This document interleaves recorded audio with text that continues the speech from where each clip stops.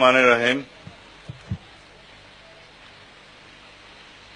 বাংলাদেশের তিনবার নির্বাচিত মাননীয় প্রধানমন্ত্রী,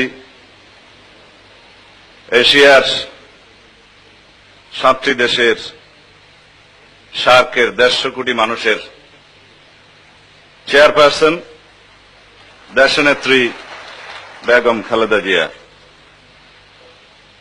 আমন্ত্রিত অতিথিবৃন্দ এবং প্রাণপ্রিয় দেশবাসী,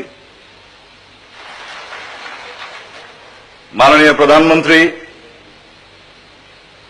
আজকে 2টি ইতিহাস রচিত হয়েছে বাংলাদেশে।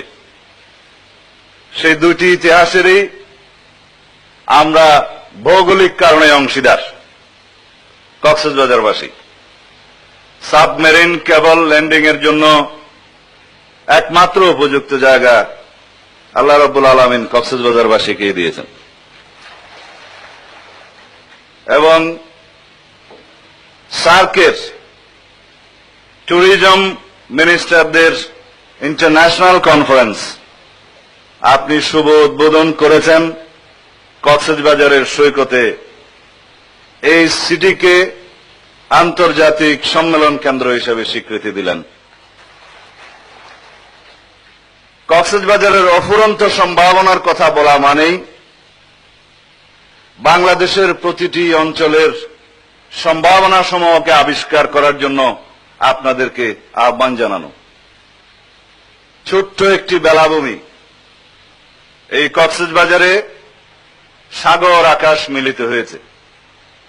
এখানে পাহাড় এবং সৈকত কোলাকুলি করে বলা হয় পৃথিবীর সর্ববৃহৎ, longest, continuous, unbroken, sandy, widest, only virgin beach. Still it is virgin. আমি মাননীয় প্রধানমন্ত্রী আপনার কাছে বিনীত অনুরোধ জানাবো, মাননীয় টেলিযোগাযোগ মন্ত্রীকে আমি অনুরোধ জানাচ্ছি আমাদেরকে মাননীয় প্রধানমন্ত্রীর দৃষ্টিটা দেন। স্যার, আমি আপনাকে অনুরোধ জানাচ্ছি একটু land your here's to us. এখানে আমরা মিলিত হয়েছি আমাদের সমুদয় সম্ভাবনা সমূহকে আবিষ্কার করে বাংলাদেশকে মাননীয় প্রধানমন্ত্রী কত সমৃদ্ধশালী করতে পারেন সেই সম্ভাবনা সমূহের শুধু 2টি লাইন আপনাকে বলবো। কক্সবাজারের সাবমেরিন কেবল ল্যান্ডিং স্টেশন দিয়ে শুরু করেছেন সারা বাংলাদেশের বিশ্ব তথ্য প্রযুক্তির আধুনিক যুগে বাংলাদেশের সমস্ত জনগণকে আজকে আপনি প্রবেশ করিয়েছেন। এই ইতিহাস আজকে রচিত হল।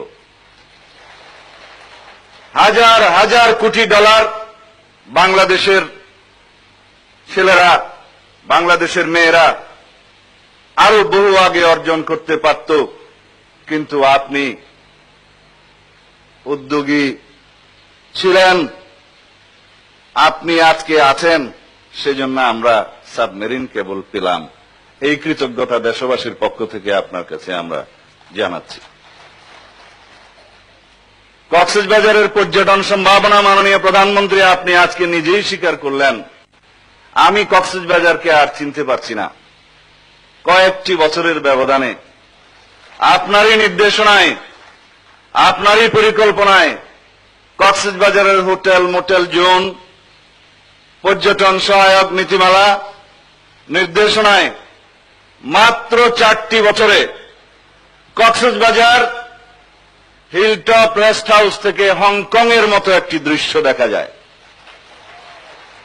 বিনিয়োগ হয়েছে, বিনিয়োগ হবে।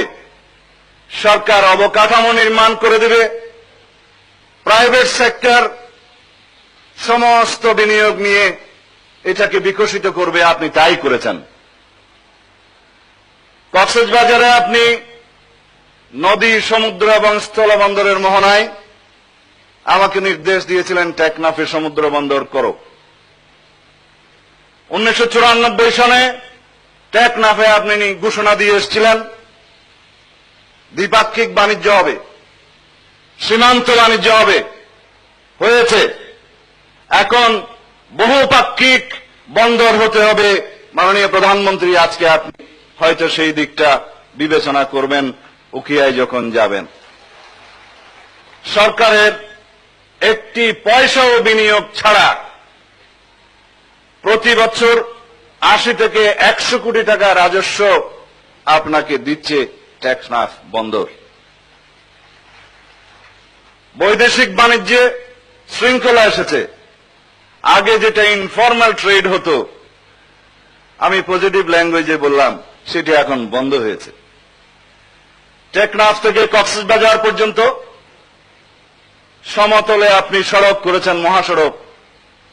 সমুদ্র সৈকতে মেরিন ড্রাইভ সড়কের জন্য কক্সবাজারবাসীর আবেদন আপনি মঞ্জুর করেছেন 94 সনে, এখন সমাপ্তির পথে প্রায়।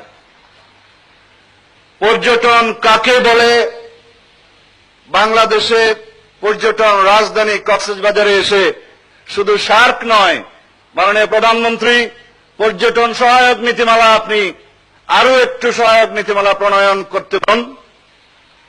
পৃথিবীর পর্যটনের রাজধানী কক্সবাজার হবে। আমি আর বেশি সময় এখানে নিতে। অবশেষে অত্র জেলা